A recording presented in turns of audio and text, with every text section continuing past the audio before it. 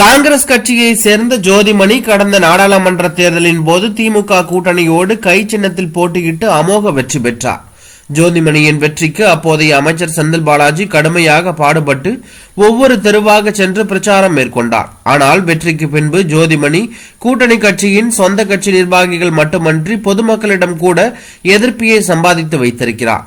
மேலும் ஜோதிமணிக்கு மீண்டும் வாய்ப்பு வழங்கக்கூடாது என கரூரில் காங்கிரஸ் கட்சியை சேர்ந்த மற்றொரு தரப்பு தீர்மானமே நிறைவேற்றியது. ஆனால் ஜோதிமணி டெல்லி வரை சென்று காங்கிரஸ் மேலிட நிர்வாகிகளிடம் பேசி மீண்டும் தனக்கான வாய்ப்பை உறுதி செய்து வாங்கிவிட்டார். இதனைத் தொடர்ந்து ஜோதிமணி கோடங்கிப்பட்டி ஆதி திராவிடர் தெரு பகுதியில் வாக்கு சேகரிப்பில் ஈடுபட்டார்.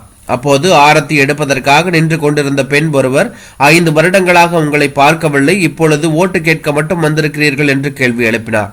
ஜோதிமணிக்கு பின்புறம் இருந்த திமுகவினர் அமைதியா இருமா, பேசிக்கலாம் என்று கூறி சென்றதால் அந்த பகுதியில் பரபரப்பு ஏற்பட்டது.